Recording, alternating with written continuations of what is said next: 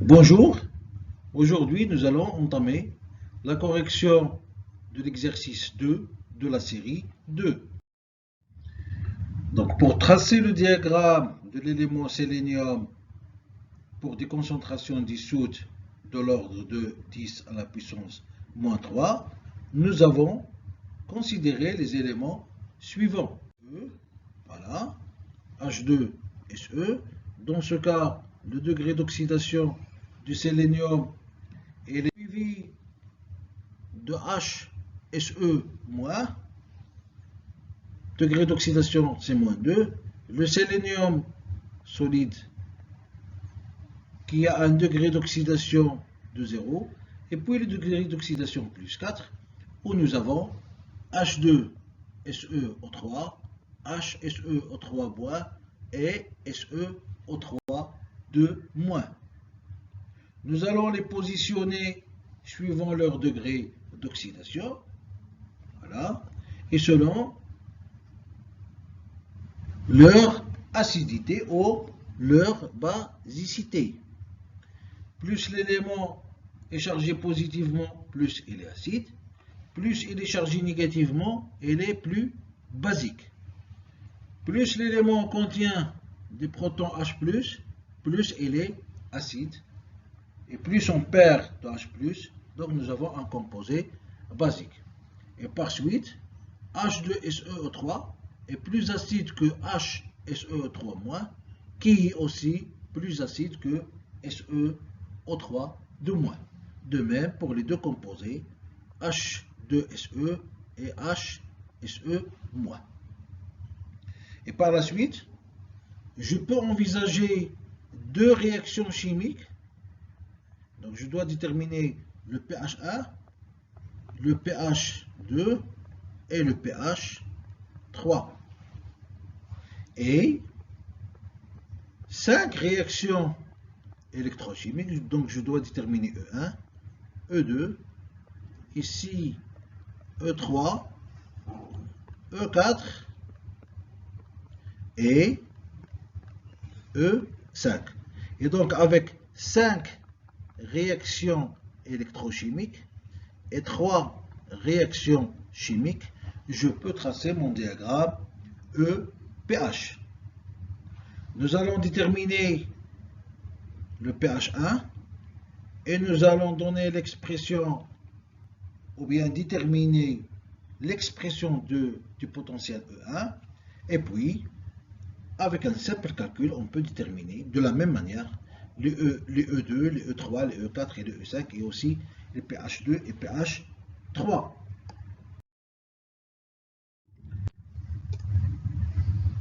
On va étudier 3 réactions chimiques,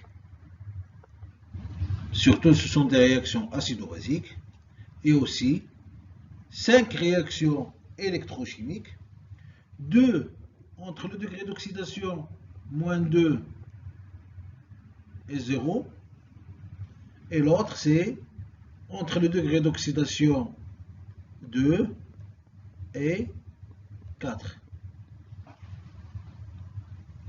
Voilà. Donc la réduction du sélénium suivant H2SE donne une expression du potentiel E1. De même, entre le sélénium et HSE-, j'ai attribué le E2, E3, E4 et E5, ça dépend de la réaction considérée et les degrés d'oxydation considérés. Donc pour déterminer un exemple, pour déterminer le degré d'oxydation du sélénium dans H2SeO3, j'ai X moins 6, ça veut dire 3 fois 2 moins de l'oxygène, plus 2, elle est égale à 0. Ceci implique que X, elle est égale à plus 4. Ainsi, je dois faire très attention au degré d'oxydation de l'élément électroactif. Une erreur sur le degré d'oxydation va entraîner une erreur dans l'écriture de la réaction électrochimique et par la suite des difficultés dans la détermination et dans le tracé des diagrammes EPH de l'élément électroactif.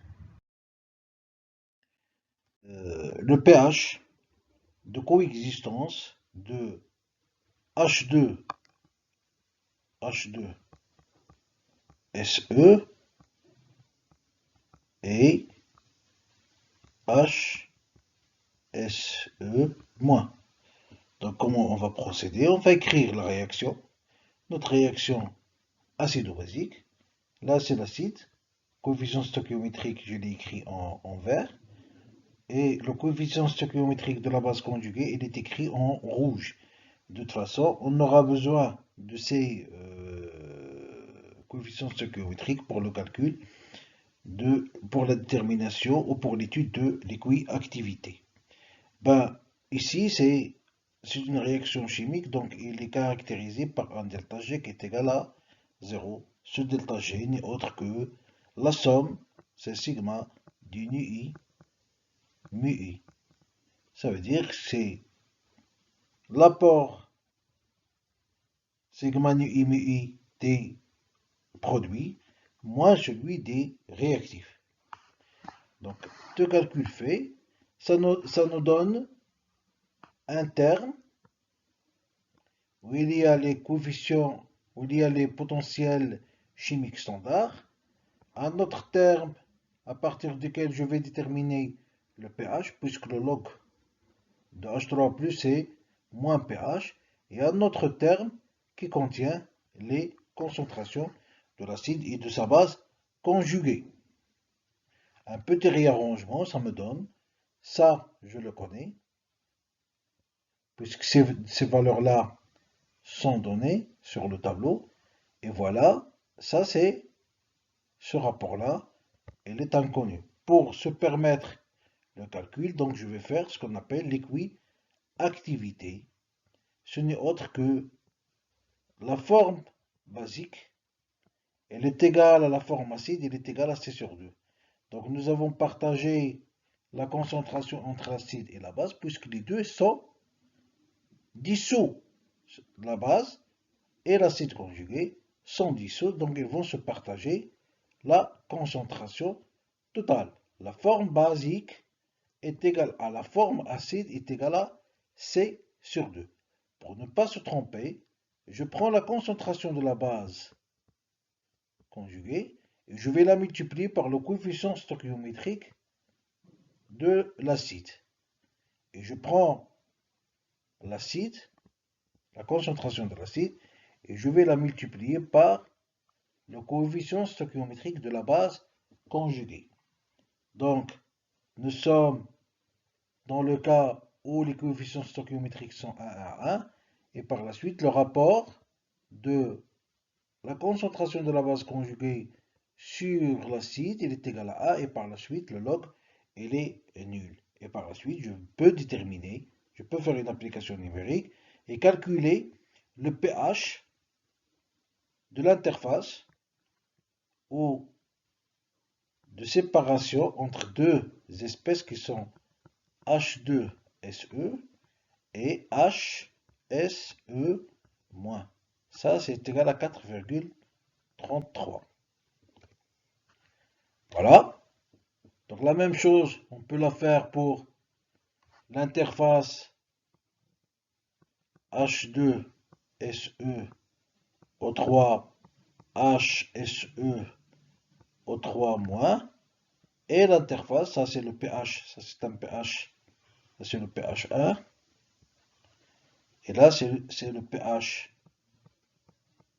2, et puis HSeO3- avec SeO3 de moins, et ça c'est le pH 2. Ceci dit, concernant les réactions chimiques, les réactions acido-basiques, pour les réactions électrochimiques, donc j'écris la réaction électrochimique, je prends le cas de l'interface, ou bien des frontières entre la forme OX, qui est le sélénium, et la forme RED, qui est H2SE. Et je veux déterminer ce potentiel de SEH2 SE que j'appelle E1. Donc de même, dans ce cas, j'ai un delta G qui est égal à moins NFE, qui est égal à mu de H2SE moins mu de H plus moins mu de SE. De toute façon, le potentiel chimique de SE ne peut pas contribuer dans le calcul du potentiel E, puisque le mu0 de SE est égal à 0, son activité il est pratiquement égal à 1, et par la suite le log de l'activité il est égal à 0. Bien, donc je vais écrire delta G est égal, je vais réécrire celle-ci, cette expression est la même que celle-ci. Maintenant, je vais donner pour chaque terme du potentiel chimique sa valeur correspondante. Voilà. Le mu0 de H2SE plus RT log fois 2,3, puisque le log népérien est égal à 2,3 fois le log décimal. Et puis, un autre terme où va apparaître le moins log de H+, qui est le pH. Voilà. Donc, je tombe sur une expression qui regroupe le potentiel en fonction de la concentration de H+. Donc, un petit réarrangement va me permettre de déterminer ou de réécrire le potentiel oxred en fonction de pH, si je connais bien sûr la concentration de H2SE.